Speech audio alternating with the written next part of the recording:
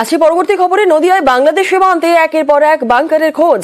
Bunker থেকে উদ্ধার প্রায় 1.5 কোটি টাকা নিষিদ্ধ কাপ সিরাপ। শুধুই কি চোরা চালানের জন্য এই বাংকার তৈরি হয়েছিল নাকি বাংকারের পেছনে নাশকতার ছক, এই প্রশ্ন অনেকেরই।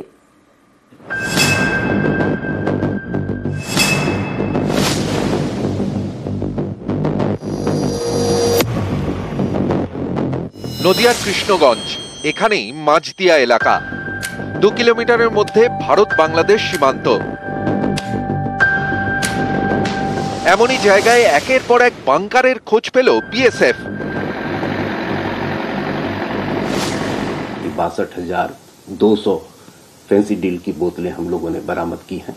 ये जो स्टोर हाउसेज में जो आपने ये बरामदगी देखी है, सीजर देखा है, यहां से इन स्टोर हाउसेज से छोटे छोटे पैकेट में बनाकर फिर इसी तरह के प्रयास होते रहते। সীমান্তবর্তী এলাকায় বাংকার, 500 মিটারের মধ্যে 4টি বাংকার। এ নিয়ে এলাকায় ছড়িয়েছে আতঙ্ক।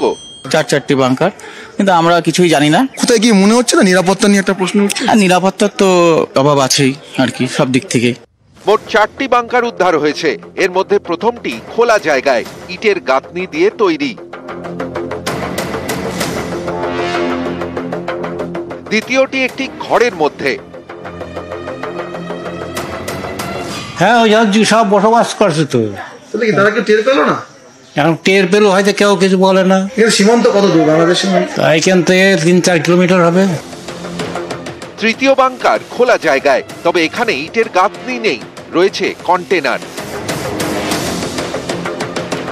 তবে আমি এই মুহূর্তে রয়েছি 3 নম্বর বাংকারের সামনে, যেটি মেটাল দিয়ে তৈরি করা হয়েছিল। একটু নেমে দেখানোর চেষ্টা করবো আমি, যে রীতিমতো শক্ত করে তৈরি করা হয়েছে, একদম মজবুত করে তৈরি করা হয়েছে। তবে কিভাবে তৈরি করা হলো কেউই কি দেখলো না, কারো চোখে পড়লো না। আমি যেখানে দাঁড়িয়ে রয়েছি, আমার থেকে আরো কয়েক ফুট উচ্চতা রয়েছে এই বাংকারের, এবং এই বাংকারের চওড়া, দৈর্ঘ্য, প্রস্থ সবটাই কিন্তু অনেকটাই বড়।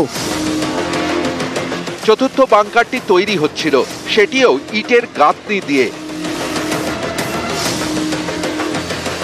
কৃষ্ণগঞ্জের মাঝদিয়ার এই বাংকারগুলি থেকে প্রায় 1.5 কোটি টাকার নিষিদ্ধ কাপ সিরাপ উদ্ধার হয়েছে। শুধু কি চোরাচালানের জন্যই এই বাংকারগুলো তৈরি হয়েছিল, নাকি বাংকারের পিছনে নাশকতার ছক ছিল? গ্রামবাসীদের নজর এড়িয়ে এতগুলো বাংকার তৈরি হলো কিভাবে? এত বড় একটা কাজ হলো অথচ কেউ দেখলো না, এটা কি করে হতে পারে? এটা একটা অস্বাভাবিক ব্যাপার যে গ্রামের লোকেরা পর্যন্ত জানলো না। একটা জায়গাটা স্টোরেজ মতো দেখা যায়, ট্যাঙ্ক মতো, সেটা কি কোনো কেমিক্যাল ওখানে ভরার জন্য, ওকে বিকালে দিয়ে কোনো নাশকতামূলক কাজ করার জন্য। গত কয়েক মাস ধরে অস্থির বাংলাদেশ, আর বাংলাদেশ থেকে ভারতে চলছে অনুপ্রবেশ। বাংলাদেশি অনুপ্রবেশকারীদের আশ্রয় দিতেই কি এই বাংকারগুলো তৈরি হয়, এই প্রশ্ন উঠছে। কারণ দ্বিতীয় বাংকারটি একটি ঘরের মধ্যে, সেই ঘর থেকে মদের বোতল উদ্ধার হয়েছে, আর ঘরের বাইরে থেকে উদ্ধার হয়েছে তাস। ব্যাপার না, অনেক বছর ধরে এটা যা মনে হচ্ছে এটা তৈরি করা হয়েছিল। এখানে যারা অনুপ্রবেশ করার জন্য এটা একটা স্টেজিং পোস্ট ছিল। যখন এখন বাংলাদেশে তো আমাদের ইন্ডিয়া একটা প্রবলেম রয়েছে, তখন দেখছি উদ্ধার হচ্ছে, কিন্তু এগুলো একটা ভয়ঙ্কর ব্যাপার। এটাও আমরা একটা মনে করছি এটা কোনো একটা ব্যাপার আছে হয়তো। শুক্রবার এই কৃষ্ণগঞ্জেই বাংকারের হদিশ পায় বিএসএফ। নিষিদ্ধ কাপ সিরাপ উদ্ধার হয়। সেই সূত্রে তদন্তে নেমে শনিবার 4টি বাংকারের খোঁজ পায় বিএসএফ। সীমান্তে বাংকার ঘিরে বাড়ছে রহস্য। নদিয়া থেকে রঞ্জিত সরকার, নিউজ 18 বাংলা। রাজ্য পুলিশকেই দোষারোপ অগ্নিমিত্রা পলের, আর সীমান্তে নজরদারির কাজ বিএসএফ। রাজ্য পুলিশের নয়, পাল্টা ফেরহাদ হাকিমের। আজকে বাংকার দেখা যাচ্ছে, ভাবা যায় যেখানে যুদ্ধ চলে সেখানে বাংকার থাকে।